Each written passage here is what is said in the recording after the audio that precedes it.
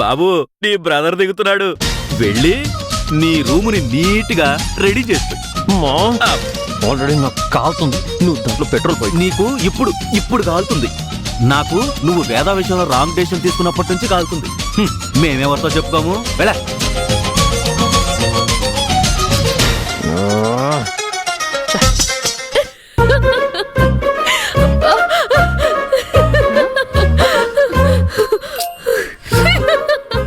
ఎందుకలా నవ్వుతున్నావు? చేయమంటావు? తర్వాత ఏమేం చెప్పు బాబాయ్.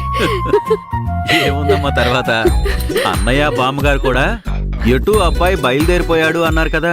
సరే రానివ్వండి అంటే వదిన కూడా సైలెంట్ అయిపోయింది.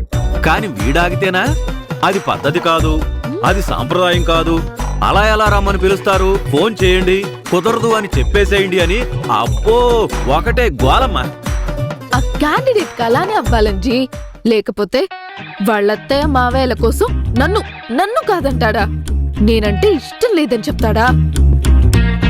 అందుకే ఇప్పుడు బయటికి కక్కలేక మింగలేక గిలగిలా గిలగిలా కొట్టుకుంటున్నాడు. ఇదిగో మీరిద్దరు మా అన్నయ్యతో ఇలా ఆడుకోవడం ఏం బాలేదు. ఎవరే ఆడుకుంది? మీ అన్నయ్య నా లైఫ్ తో ఆడుకున్నాడు. నేనంటే తనకిష్టం లేదని చెప్పి నా మనసుతో ఆడుకున్నాడు. కానీ ఇప్పుడే ఉందంజీ, మిగతా బ్యాచ్ దిగని తర్వాత వాళ్లతో క్లోజ్ గా ఉండి ఇంకా వాళ్ళని ఎలా రెచ్చగొడతానో చూడు.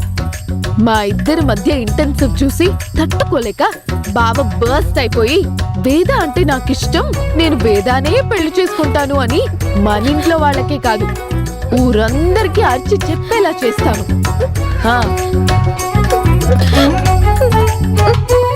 ఏంటమ్మా ఇది నాకు నచ్చలేదు. ఏం నచ్చలేదే? ఏం నచ్చలేదు? మా అన్నయ్య అమ్మాయికుడు, పైగా పిచ్చోడు. అందుకే అత్తే మావయ్యల కోసం తన ప్రేమను చంపుకుని వాడిలో వాడే బాధపడుతున్నాడు. ఇప్పుడు మీరు కూడా బాధ పెట్టాలని అనుకుంటున్నారు, అదే నాకు నచ్చలేదు. ఎలాగైనా వాడి మనసులో ఉన్న మాటని బయటికి చెప్పించాలనే కాని బాధ పెట్టాలనే ఉద్దేశం మాకెవ్వరికీ లేదమ్మా.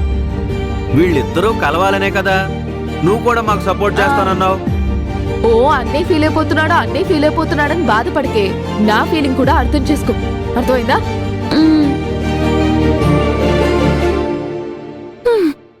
మావయ్య, ఇప్పుడు అమెరికా నుంచి వచ్చిన వాడు వీళ్ళిద్దరి మధ్యలో శాండ్విచ్ అయిపోతాడుగా. బ్రెడ్ ముక్క మైక్రోవేవ్ లో వేగినట్టు సల్సల్ సల్సల సల్సల్ సల్సల వేగిపోతాడమ్మా.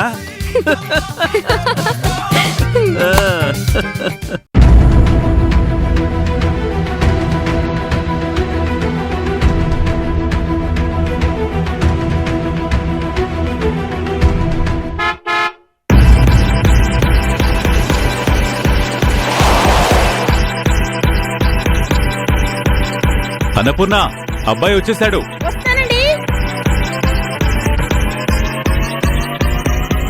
అమ్మా అమ్మా, బాబొచ్చాడే. ఎక్కడ్రా? బాలు బావ కాదు, అమెరికా బావ.